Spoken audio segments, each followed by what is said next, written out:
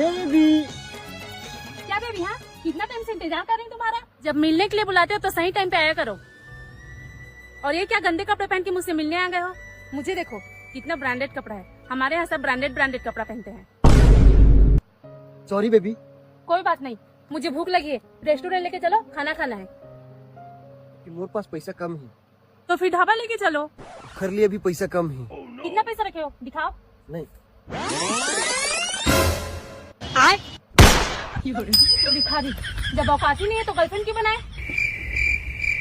अब देख क्या रहो, कम से कम कहीं घुमाने तो ले चलो। कहाँ है तुम्हारा गाड़ी? मैं साइकिल में नहीं बैठूंगी, मैं कहीं भी घूमने जाती हूँ तो गाड़ी में जाती हूँ।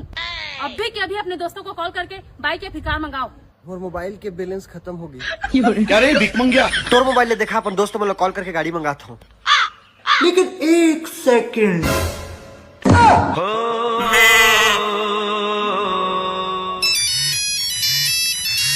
बहन मेरा ड्रेस तो वापस कर दे, आज शाम को पार्टी में पहन के जाऊंगी।